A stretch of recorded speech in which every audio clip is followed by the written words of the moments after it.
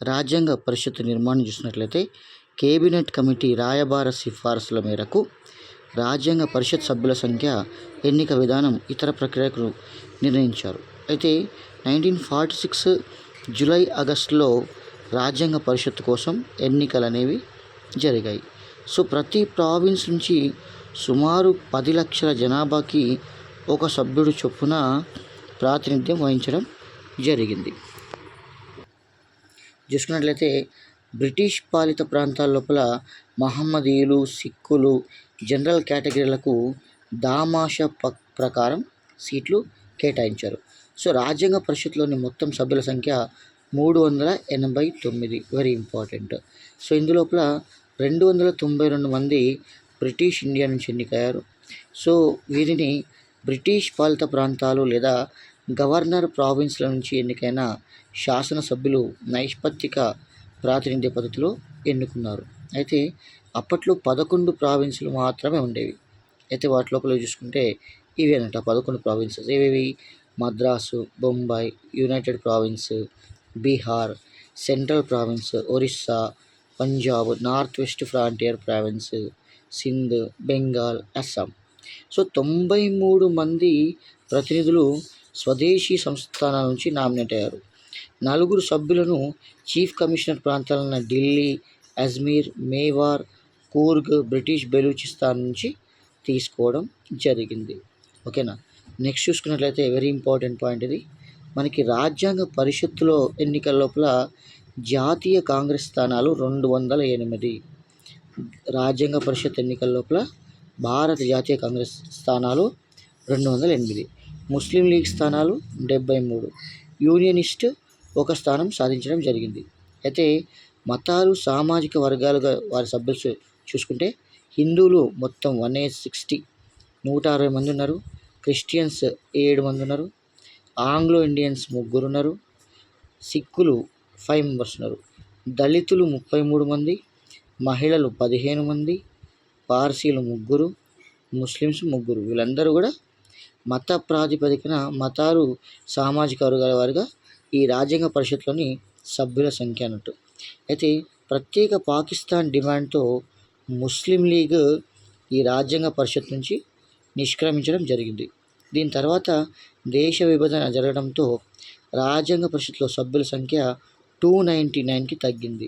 ఓకేనా, 299కి తగ్గింది. ఓకేనా, 398 ఉన్న టోటల్ నంబర్ పీపుల్ మనకి ఇక్కడ 299కి తగ్గారు. అయితే ఇక్కడ రాజ్యాంగ పరిషత్తుకు ఎన్నికైన వివిధ వర్గాల ప్రముఖులు చూసుకున్నట్లయితే ముస్లిమ్స్లో మౌలానా అబుల్ కలాం ఆజాద్, సయ్యద్ సాదుల్లా వీళ్ళు. సిక్కులు చూసుకుంటే సర్దార్ బల్దేవ్ సింగ్, హుకుమ్ సింగ్. ఓకేనా. నెక్స్ట్ మైనారిటీలో చూసుకుంటే హెచ్సి ముఖర్జీ. ఓకేనా. సో యూరోపియన్స్లో చూసుకుంటే గౌరవనీయులైన ఫ్రాంక్ ఆంథోనీ గారు. సో అఖిల భారత షెడ్యూల్డ్ కులాలు తీసుకుంటే దీని లోపల బిఆర్ అంబేద్కర్ గారు. కార్మిక వర్గాల్లో చూసుకుంటే మనకి బాబు జగ్జీవన్ గారు. ఓకేనా. సో పార్సీల్లో చూసుకుంటే హెచ్పి మోడీ గారు. ఓకేనా, పార్సీల లోపల.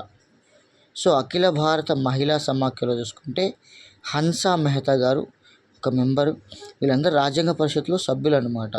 సో హిందూ సభలో చూసుకుంటే శ్యామ్ ప్రసాద్ ముఖర్జీ గారు, ఎంఆర్ జయకర్ గారు. మహిళా సభ్యులు ఎవరైనా చూస్తే దుర్గాబాయ్ దేశ్ముఖ్, రాజకుమారి అమృత్ కౌర్, విజయలక్ష్మి పండిట్, సరోజిని నాయుడు.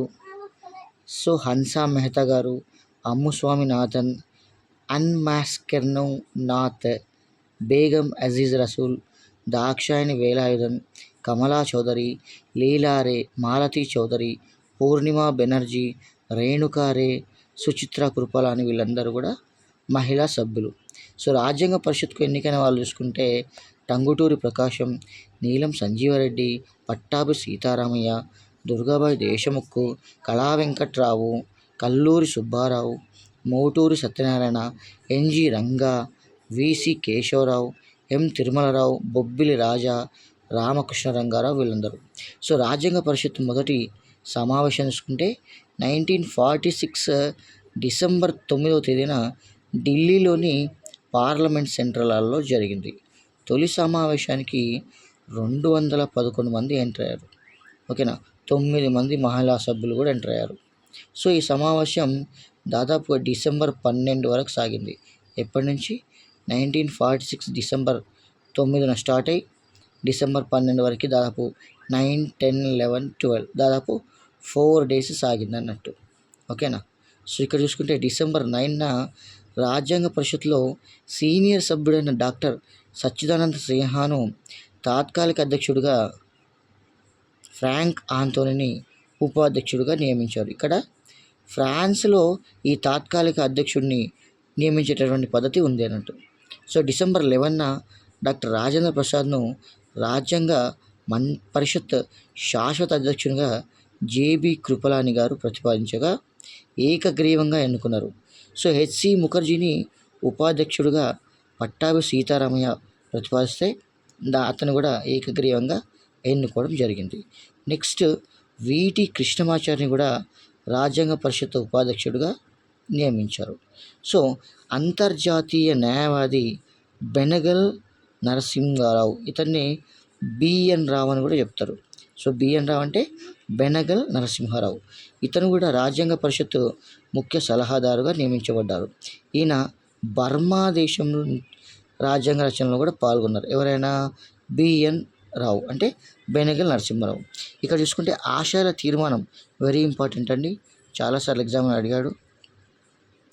1946 డిసెంబర్ 13న జవహర్లాల్ నెహ్రూ ఆశయాల తీర్మానాన్ని ప్రతిపాదించడం జరిగింది. ఈ ఆశయాల తీర్మానమే రాజ్యాంగ తత్వానికి, ఆదర్శాలకు, లక్ష్యాలకు మూలం. ఇది ప్రవేశికకు ప్రధానమైనటువంటి ఆధారం. ఆశయాల తీర్మానాన్ని ఏకగ్రీవంగా 1947 జనవరి 22న ఏకగ్రీవంగా ఆమోదించింది.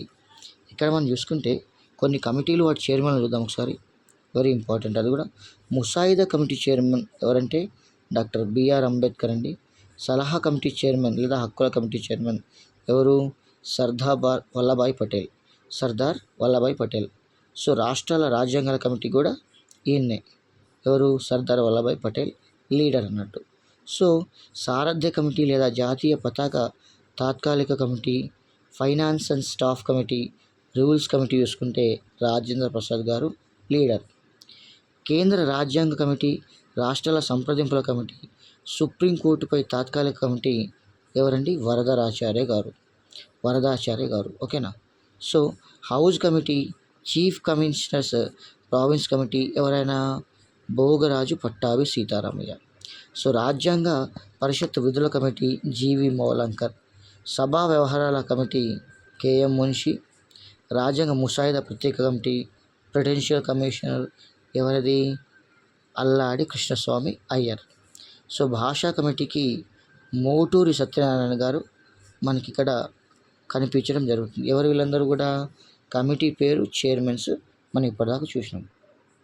రాజ్యాంగ పరిషత్ సమావేశాలు చూసుకుంటే ముసాయిదా కమిటీ 2 డ్రాఫ్ట్లను తయారు చేసింది.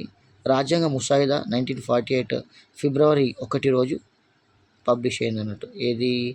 రాజ్యాంగ ముసాయిదా అంటే రాజ్యాంగం యొక్క రఫ్ డ్రాఫ్ట్ అని అర్థం. అది ఎప్పుడు? 1948 ఫిబ్రవరి 21 రోజు ప్రింట్ అయింది అన్నట్టు.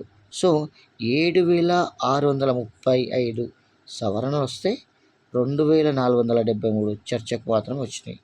సో ఈ ముసాయిదాని 115 రోజుల్లో పరిశీలించడం జరిగింది.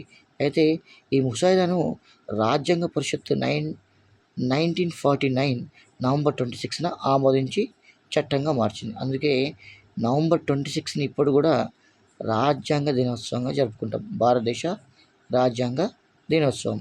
సో రాజ్యాంగ రూపకల్పన కోసం 2 సంవత్సరాల 11 నెలల 18 రోజుల సమయం జరిగిందన్నట్టు. సో మొత్తం 11 సమావేశాలు జరిగినాయి. దేనికోసం? రాజ్యాంగ రచన కోసం. సో భారత రాజ్యాంగ పరిషత్ చివరి సమావేశం 1950 జనవరి 24న జరిగింది.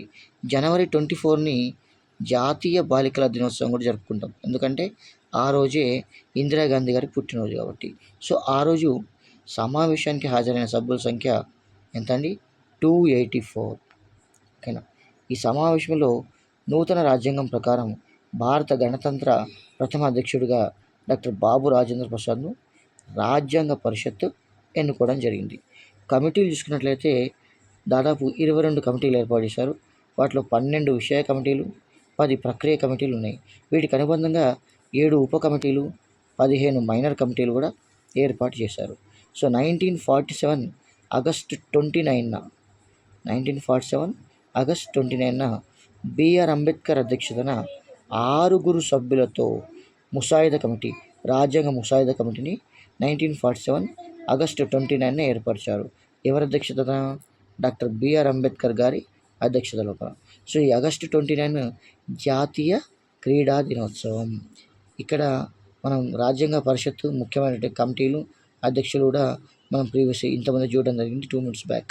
సో రాజ్యాంగ పరిషత్తు, దీనిలో అతిపెద్ద ముఖ్యమైనది ముసాయిదా కమిటీ, అతిపెద్ద కమిటీ, సలహా కమిటీగా మనం చెప్తాం అన్నట్టు. ఓకేనా? ఇక్కడ మనం ఇంకొన్ని ఇంపార్టెంట్ పాయింట్స్ చూద్దాం. ముసాయిదా కమిటీలో సభ్యుల సంఖ్య 6. చైర్మన్ ఎవరంటే బిఆర్ అంబేద్కర్.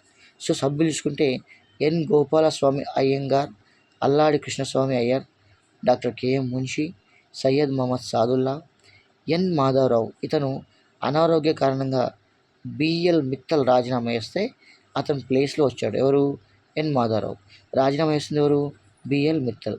సో ఓకేనా? టిటి కృష్ణమాచారి, డిపి ఖైతాన్ మరణం తర్వాత అతని ప్లేస్లో వచ్చాడు. ఓకేనా? ఒక బిట్టు చూద్దాం మనం ఇక్కడ. సో రాజ్యాంగ సదస్సుకు వివిధ కమిటీలు వాటి అధ్యక్షులకు సంబంధించి సరికానిది. ఇట్లా సరికానిది ఏదండి? ఇది స్టీరింగ్ కమిటీకి జవహర్ లాల్ నెహ్రూ లీడర్ కాదు. రూల్స్ కమిటీకి రాజేంద్ర ప్రసాద్ లీడర్. అడ్వైజరీ కమిటీకి సర్దార్ వల్లభాయ్ పటేల్ గారు లీడర్. ప్రాథమిక హక్కుల ఉపసంఘానికి జేబి కృపాలాని లీడర్. ఓకేనా? సో రాజ్యాంగ మౌలిక లక్షణం కానిది సమాఖ్య లౌకికవాదం, న్యాయ సమీక్షాధికారం, న్యాయస్థాన క్రియాశీలత. ఆన్సర్ ఈస్ న్యాయస్థాన క్రియాశీలత అండి.